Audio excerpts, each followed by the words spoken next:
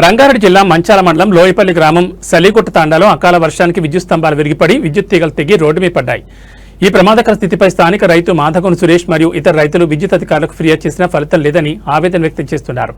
పంట పొలాల నుంచి రోడ్డు వరకు విద్యుత్ తీగలు ప్రమాదకరంగా పడి ఉండడంతో అటుగా వెళ్లే రైతులు ప్రజలు ప్రాణభయంతో వణికిపోతున్నారు. విద్యుత్ అధికారులకు ఈ సమస్యను విన్నవించినా వారు నిర్లక్ష్యంగా వ్యవహరిస్తున్నారని రైతులు ఆరోపిస్తున్నారు. ఏదైనా ప్రమాదం జరగకముందే అధికారులు వెంటనే స్పందించి విరిగిన స్తంభాలను తొలగించి కొత్త తీగలు వేయాలని తాండావాసులు డిమాండ్ చేస్తున్నారు.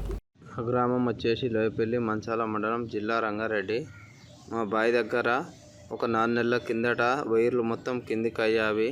పొలం దున్నిపిస్తుంటే ట్రాక్టర్ కాంతున్నాయని ఏఈకి కంప్లైంట్ పెట్టాము. కంప్లైంట్ పెడితే దాన్ని గిత్త కూడా స్పందించలే. మళ్ళీ అలాగే ఊర్లో ఉన్న కరెంటు వాళ్ళకు కూడా కంప్లైంట్ పెడితే లెటర్ కూడా రాసిచ్చాము. పెడితే వచ్చి చూశారు, సరే చూద్దాం అన్నారు. నిన్న ఏమైందంటే నిన్న గాలి వారానికి వర్షానికి మొత్తం వైర్లు కూడా తెగి స్తంభాలు కూడా కూలిపడ్డాయి. మాకు చాలా ఇబ్బంది అవుతుంది. పక్కన బర్రెలు జీవాల షెడ్డులు ఉన్నాయి. దాంట్లో మీద పడితే విషాదం. ఏఈ కూడా కంప్లైంట్ పెట్టాము. కంప్లైంట్ పెడితే వాళ్ళు పట్టించుకోవట్లేదు. అందుకని న్యూస్ ద్వారా కూడా కొద్దిగా తెలియజేయాలని కోరుతున్నాం.